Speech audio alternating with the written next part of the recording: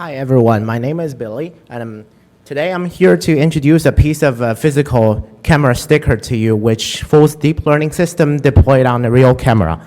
And then I'm sure I don't have to walk you through what is the adversarial learning in this room. And then, just to give you an update about physical attacks, there are recently, attacks on facial recognition by fake glasses. And then you can always temper stop sign to misclassify it. And also there are people even 3D print a turtle that could misclassify as a rifle.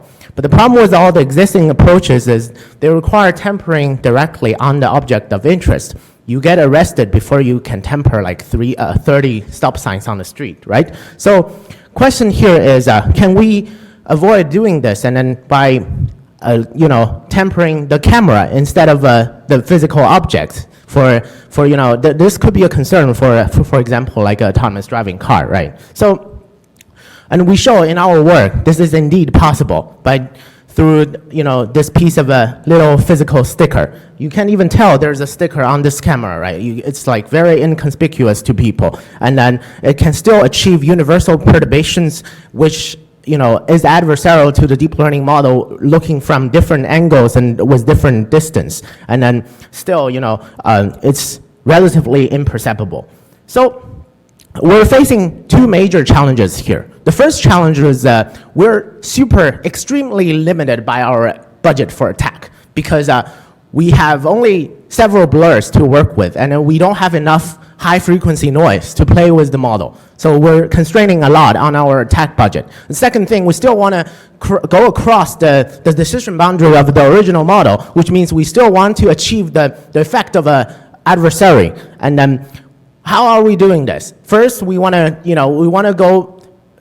think about some differentiable method that we can use and then put them into a nice differentiable manner. Then we can still, backprop all the gradients. And then, of course, we need to rely on our best friend, projected gradient descent here to actually calculate the model itself, right? So here's a little bit of detail of our model. Look at the graph from the right side. This is what happens when you put a sticker on top of the camera.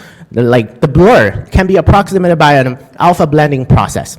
This is a differentiable model because alpha blending captures the entire blurring process using the alpha value, and the alpha value is calculated through an exponential dropout function right here. And you can see, this nice setup gives you a set of parameters to optimize, and then you want to optimize these set of parameters to both do the two optimization question here. One is to optimize that we want to simulate a dot that is looking like what the camera see. The second thing is we want to still maximize our attack effect to achieve targeted attack. So here's the procedure, how we do it. So look, you have a clean camera view, you put this camera sticker on it, and then you see a blur on it, on the camera screen, resulting as a blur. And we want to simulate that using the structural similarity loss to reconstruct that blur, and then you can train it. So through our virtual evaluation, there's a third of a chance that we observe that we can achieve a targeted attack. So here's how we manufactured household laser jet, and then let me show you how it works in real time. So you have a clean camera view, ResNet 50 model, and then you slap the camera sticker right on top of it. And then now, see what happens. Boom. The street sign all of a sudden become guitar pick. And then it works with different angles and different distances. Even under different lighting conditions. So, yeah, we show half of the time it works in a real case. And then if you have, you're interested in more details of our approach, please come to our poster 65 at the Pacific Ballroom at 6:30. Thank you.